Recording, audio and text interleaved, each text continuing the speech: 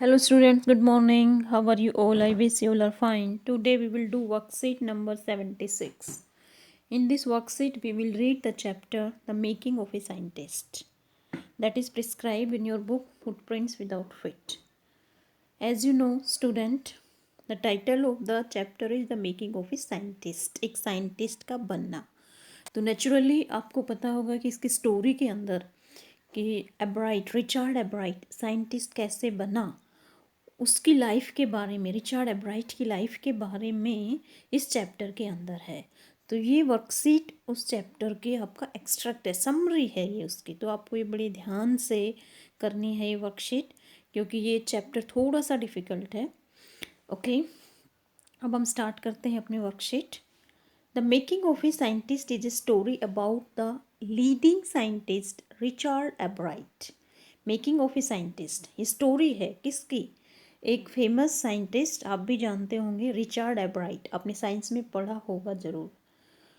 उसकी स्टोरी है ये. He was a curious child. जो रिचर्ड एब्राइट थे, जब वो बच्चे थे तो वो क्यूरियस नेचर के थे, जिज्ञासु थे, हर बात के बारे में जानना चाहते थे कि वो कैसा है, कैसे है, क्यों है. Right from the beginning years of his life he had started collecting butterflies in his childhood, and by the time he is in second grade, he had already gathered all the 25 species found in his hometown. उसने जो है अपने बचपन में ही butterfly इकट्ठे करने उसने start कर दी थी जब वो सेकंड ग्रेड में था. और उससे पहले वो 25 स्पीसीज बटरफ्लाई की कलेक्ट कर चुका था अपने होम टाउन से. Also he collected coins, fossils and rocks. और उसने क्या इकट्ठे किए? क्वाइंस इकट्ठे किए, फॉसिल्स और रॉक्स. मतलब उसकी कलेक्शन की हैबिट थी. फॉसिल्स होते हैं जीवाश्म, जो पुराने जीव होते हैं उनको इकट्ठा करना, रॉक्स को इकट्ठा करना. तो ये क्या थी? उसकी हॉबी थी. One day his mother gave him a book name the travel of monarch. एक दिन क्या है, उसकी माँ ने उसको बुक दी. बुक का नाम क्या था? The travel of monarch x. तो ये बुक जो है उसके लिए काफ़ी जो क्यूरियोसिटी थी उसके माइंड में, काफ़ी क्यूरियोसिटी वो सेटिस्फाई इस बुक के through. This book has been a turning point in life and introduce him to the world of science. और इस बुक से वो इस साइंस के वर्ड से इंट्रोड्यूस्ड हुआ, और ये बुक उसकी लाइफ का एक टर्निंग पॉइंट थी. उसको साइंटिस्ट बनने के लिए इस बुक ने काफ़ी मोटिवेट किया. He experienced the real science in country science fair, and moreover, he understood that to win something, he needs to do something extraordinary. जो रियल साइंस का उसने अनुभव कहाँ किया? कंट्री साइंस फेयर के अंदर. वहाँ उसने समझा कि कुछ एक्स्ट्रा ऑर्डिनरी करने की आवश्यकता है कंट्री फेयर में जीत हासिल करने के लिए. Later for his eighth grade, बाद में जो एट्थ ग्रेड में हुआ, he selected the assignment of finding the cause of viral sickness that killed almost all the monarch caterpillars every year. उसने एक असाइनमेंट लिया, जिसमें क्या था असाइनमेंट? कि जो मोनार्क कैटरपिलर है हर साल मरते हैं, कोई वायरल सिकनेस उनको हो जाती, बीमारी हो जाती है, तो उससे जो है काफ़ी मोनार्क कैटरपिलर्स हर साल मरते हैं. He thought the cause for this could be a beetle. उसने सोचा कि हो सकता है बीटल की वजह से मरती हूँ ये. So he raised caterpillars with the presence of beetles. इसलिए उसने क्या किया? कैटरपिलर्स को पाला. किसकी प्रेजेंस में? बीटल्स की प्रेजेंस में. However he was wrong. तो गलत साबित हुआ. बीटल्स भी वही था और कैटरपिलर्स भी वही थे. कैटरपिलर्स नहीं मरे बीटल्स की प्रेजेंस में. Next year, his project for the science fair was testing the theory that Viceroy butterflies copy monarch. अगले साल के उसके जो प्रोजेक्ट था साइंस फेयर का, वो ये था इस थ्योरी को टेस्ट करना कि वॉइसराय बटरफ्लाई मोनार्क की कॉपी करती है, कि कॉपी है, कॉपी मोनार्क की करती है. His project got the first prize in zoology division. और उसके इस प्रोजेक्ट ने जूलॉजी डिवीजन में उसको फर्स्ट प्राइज मिला. And third in country science fair. और देश के साइंस फेयर में उसको थर्ड पोजीशन मिली. In his second year of high school, जब वो हाई स्कूल में हुआ उसकी सेकेंड ईयर में, Richard Ebright research led to his discovery of an unknown insect hormone which led to his new theory on the lives of sales.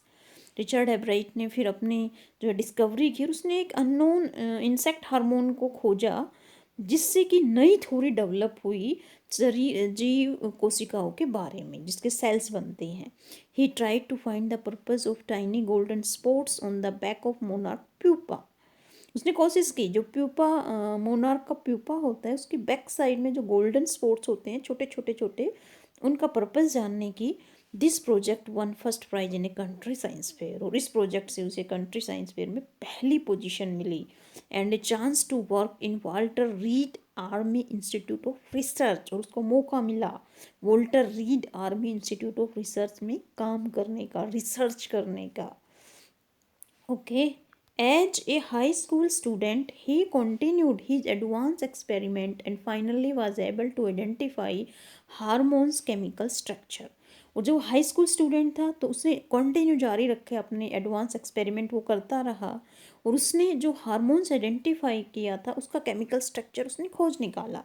One day while looking at the x-ray photos of the hormone, एक दिन जब वो उस hormone की x ray photo देख रहा था, he got the idea of his new theory that tells cells can read the blueprint of its DNA। तो उसके दिमाग में नया आइडिया आया, उसने एक नई थ्योरी दी कि जो ये डीएनए की जो ब्लू प्रिंट को हम पढ़ सकते हैं सेल्स के थ्रू।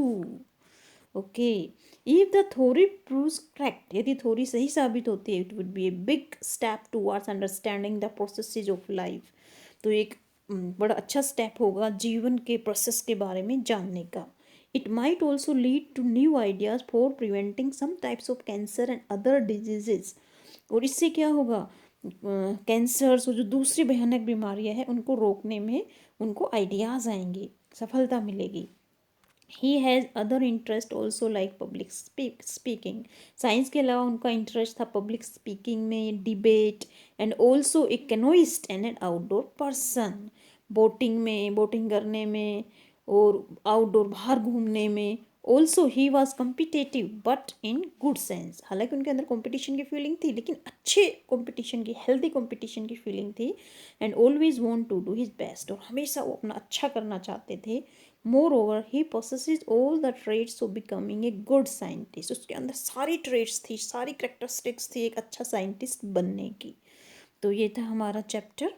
ओके, इसमें बड़ी एक मोटिवेशनल बात भी कह रखी है, with प्रिजर्वेंस dedication and hard work any dream is achievable. ये आपके लिए बड़ी मोटिवेशनल कोटेशन है कि हम लगातार हार्ड वर्क करते रहें, डेडिकेशन करते रहें, तो हमारा सपना चाहे कितना भी बड़ा सपना हो उसको हम अचीव कर सकते हैं।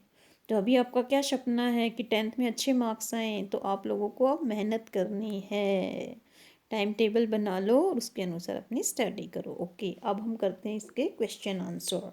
ये देखिए, answer the following questions on the basis of your reading of the lesson. तो आपने लेसन पढ़ लिया है ये, अब हम करते हैं इसके question answer. First question is what all hobbies did एब्राइट develop in kindergarten. Kindergarten में एब्राइट की क्या हॉबीज डेवलप हो गई थी, तो क्या हो गई थी ये देखिए। Yes, एब्राइट was fascinated by butterflies. एब्राइट जो है वो बटरफ्लाई से आकर्षित हो गया था, छोटा बच्चा हो जाता है बटरफ्लाइज देखते हैं डिफरेंट कलर्स की, आप भी होते होंगे। ही स्टार्टेड कलेक्टिंग बटरफ्लाइज, तो उसने क्या कर दिया, बटरफ्लाइज को इकट्ठा करना, क्वाइन सिक्कों को, फॉसिल्स जीवाश्म पुराने जीव्स and rocks in kindergarten. Kindergarten में उसमें रॉक्स इकट्ठी करना, क्वाइंस फॉसिल्स और बटरफ्लाइज इकट्ठी करना, उसके ये हॉबी डेवलप हो गई थी। ओके, अब हम करते हैं सेकेंड क्वेश्चन। यस, हमारा सेकंड क्वेश्चन है, how did Ebright's mother help him in becoming a scientist. Ebright की मदर ने उसकी कैसी सहायता की एक साइंटिस्ट बनने में। Yes, Ebright's mother motivated him to learn new things, उसकी मम्मी हमेशा उसको मोटिवेट करती थी नई चीज़ों को जानने के लिए, लर्न करने के लिए। सी टुक हिम ऑन ट्रिप्स, वो उसको ट्रिप्स पर लेकर जाती, इन boat telescope microscopes cameras and other equipments for him, और उसके लिए खरीदे टेलीस्कोप माइक्रोस्कोप कैमरा और दूसरे equipment and help him in learning new things, और उसकी सहायता करती थी नई चीज़ों को सीखने में. She also gifted him a book named the travel of monarch X which open the world of science to him, और उसने अपने बेटे को ट्रैवल ऑफ मोनार्क एक्स की बुक दी, जिस बुक ने ब्राइट का जो है साइंस वर्ड को खोल दिया था उसके सामने, उसका इंटरेस्ट हो गया था साइंस में. Okay, next question is question number 3. Mention any two Ebright's contribution to the world of science. कोई भी दो कंट्रीब्यूशन हमें बतानी है एब्राइट के साइंस के फील्ड में. इसका आंसर भी हमें 20 to 30 वर्ड्स में देना है. तो इसका आंसर होगा yes. Ebright discovered that hormones produced by the gold spots of pupas are responsible for the growth of butterflies wings. ये pupas है, ए और है यहाँ पे. एब्राइट ने ये खोजा कि जो हार्मोन्स जो निकलता है गोल्ड स्पॉट्स के कारण, प्यूपा के गोल्ड स्पॉट्स के कारण, वो रिस्पॉन्सिबल है बटरफ्लाई के विंग्स के जो कलर होते हैं या विंग्स की ग्रोथ के लिए. सेकंड, उसने क्या किया, he also discovered how a cell could read the blueprint of its DNA, कि सेल के थ्रू वो डीएनए की क्या होती है, ब्लू प्रिंट होती है, जो आपको पता है हेरिडिटरी बताता है DNA, that controls heredity. DNA क्या करता है, हेरिडिटी को कंट्रोल्स करता है. तो ये ग्रेट दोनों डिस्कवरी किसने की थी, एब्राइट ने. Okay, question number 4 is what were the factors which contributed in making Ebright a scientist. वो कौन से फैक्टर हैं जिसके कारण एब्राइट जो है एक साइंटिस्ट बना. किन फैक्टर्स ने कंट्रीब्यूट किया एब्राइट को साइंटिस्ट बनने में. तो ये देखिए, हिज ब्रिलियंट माइंड, उसका ब्रिलियंट माइंड था. क्यूरियोसिटी टू नो थिंग्स, चीज़ों के बारे में जानने की इच्छा. परफेक्ट ऑब्जर्वेशन, और परफेक्ट उसका ऑब्जर्वेशन था. And strong will are the main contributors, और उसकी तीव्र इच्छा ये कंट्रीब्यूट्स करते थे which help in making Ebright a scientist, की एब्राइट इतना एक बड़ा साइंटिस्ट बना. Okay, next question is yes, question number 5 is if the theory proves correct it will be a big step. What is the theory about? यदि ये theory सही साबित हो गई तो एक बड़ा स्टेप होगा. What is the theory about, वो थ्योरी किसके बारे में थी. इसका आंसर हमें कितने वर्ड्स में देना है, 40 to 50 वर्ड्स में. ओके, तो इसका आंसर है yes, the theory is about cell life. Cell life के बारे में ये थ्योरी थी, कोशिका के जीव के बारे में. The theory is about how cells read their DNA, कि सेल्स कैसे डीएनए को रीड करती हैं. It will be big step towards understanding the process of life. ये एक बड़ा स्टेप था क्या जानने में, जीवन के प्रोसेस को जानने में. It might lead to new ideas for preventing some types of cancer and other diseases. इस नए आइडिया से क्या हम रोक सकते हैं कैंसर्स को, दूसरी खतरनाक जो डिजीज होती है उनको. Okay, next question is yes, question number 6 is what lesson did Ebright learn when he could not win a prize at the science fair. जब एब्राइट को प्राइज नहीं मिला साइंस फेयर में तो उसने क्या लेसन लिया वहाँ से, क्या सीखा उसने कि वो क्या करे कि फेयर में प्राइज जीते. Yes, he learn that mayor display of things was not enough, कि चीज़ों को दिखाना ही काफ़ी नहीं है. उसने बड़ा अच्छी तरीके से डिस्प्ले किया तो वो काफ़ी नहीं था. He had to do some real experiment to win the prize at science fair. Science fair में प्राइज जीतने के लिए क्या चाहिए, रियल एक्सपेरिमेंट चाहिए, लाइफ से रिलेटेड एक्सपेरिमेंट चाहिए, तभी प्राइज मिलता है. तो ये बात उसने एब्राइट ने काउंटी साइंस फेयर में हार कर सीखी. Yes, question number 7 is what experiments and projects did Ebright undertake? Ebright ने कौन से एक्सपेरिमेंट और प्रोजेक्ट किए. इसका आंसर भी आपको 40 to 50 वर्ड्स में देना है. तो इसका आंसर है yes. First he tried to find the cause of a viral disease that killed all monarch caterpillars every year. सबसे पहले उसने क्या खोजा कि जो वायरल डिजीज होती है वो मोनार्क कैटरपिलर को हर साल मारती है, तो उसका क्या रीज़न है ये जानने की उसने कोशिश की. Yes, in his next project he proved that viceroy butterflies copied monarch. Next project में उसने क्या प्रूव किया कि वाइसराय बटरफ्लाइज मोनार्क की कॉपी करती है. In his second year of high school के सेकेंड ईयर में he proved the purpose of gold spots on monarch pupas. Monarch pupas के ऊपर जो वो गोल्ड स्पॉट्स होते हैं उसका पर्पस जानने की कोशिश की. ही proved that these spots release a hormone which helps in growth of butterflies. उसने कहा कि इन स्पॉट्स से एक हार्मोन निकलता है जिससे बटरफ्लाइज की ग्रोथ होती है. This projects won the first prize in country science fair, और इस पे उसको साइंस फेयर में, कंट्री साइंस फेयर में फर्स्ट प्राइज मिला। And entry into international science fair, फिर वो इंटरनेशनल साइंस फेयर में उसकी एंट्री हो गई। After graduation he gave the theory how a cell can read the blueprint of its DNA. Graduation के बाद उसने थ्योरी दी कि कैसे सेल से हम डीएनए के ब्लूप्रिंट को रीड कर सकते हैं। Okay, next question is question number 8. Yes, question number 8 is hobbies play a very important role in one's life. Hobbies किसी के जीवन में बड़ा important role play करती हैं.